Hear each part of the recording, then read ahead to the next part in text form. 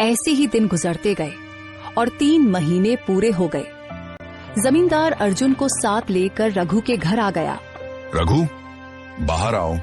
3 महीने हो गए हैं, पैसे देने आए नहीं, तो कल मैं पूरा दिन तुम्हारा इंतजार करता रहा। मजबूरन मुझे खुद तुम्हारे पास आना पड़ा। चलो जल्दी बाहर आओ और पैसे दो। रघु बाहर आया। रघु के पास अभी 40,000 पूरे नहीं हुए थे। उसके पास अभी सिर्फ 25,000 रुपये थे।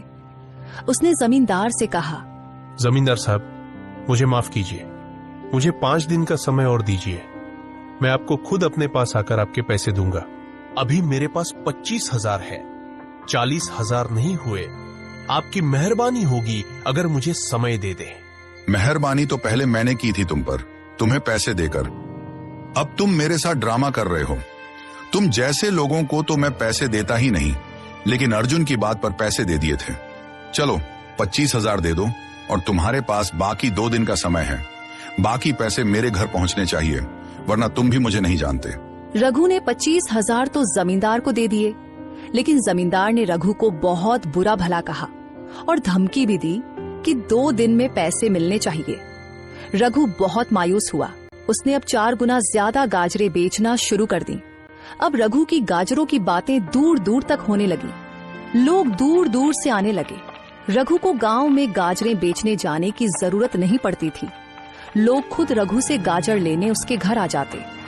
रघु देर तक सारी गाजरें लाता और बेच देता, तब जाकर वह 25,000 का इंतजाम कर सका।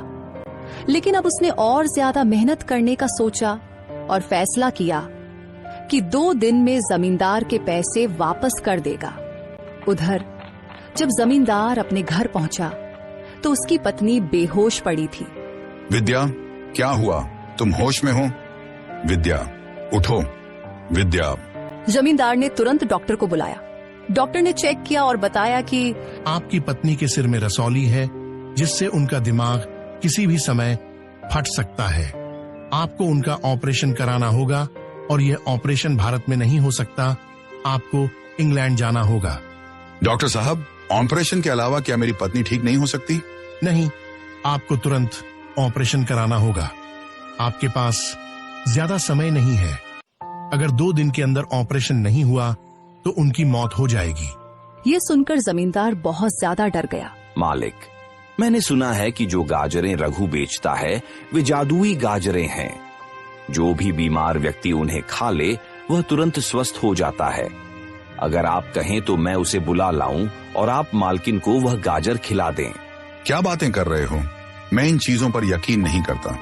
ये सब अफवाहें होती हैं। लोग अपना काम चलाने के लिए झूठ बोल देते हैं। इनको गंभीरता से नहीं लेना चाहिए। नहीं मालिक, मैं सच बोल रहा हूँ। मैं खुद भी यकीन नहीं करता था, लेकिन रघु की गाजरें पूरे गांव में मशहूर हैं।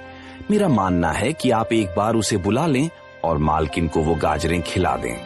अच्छा, अगर ऐसा ही है तो जल्दी जाओ। मैं अपनी पत्नी को इस हालत में नहीं देख सकता। जाओ, रघु को बुलाकर ले आओ।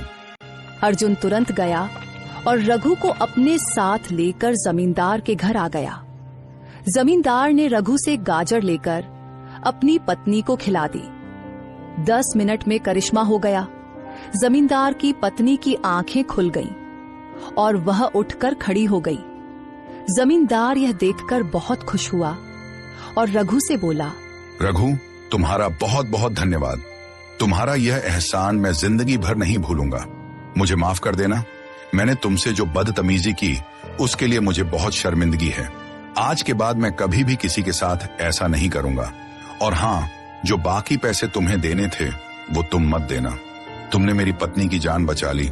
मेरे लिए यही सबसे बड़ी खुशी है। रघु फिर खुशी खुशी घर वापस आ गया। कुछ ही दिनों में एक बहुत बड़ा व्यापारी रघु के पास आया, जिसे जमींदार ने रघु की गाजरों के बारे में बताया था। उसने 2 से 3 ट्रक भरकर गाजरें ले ली। रघु दिनों में अमीर हो गया।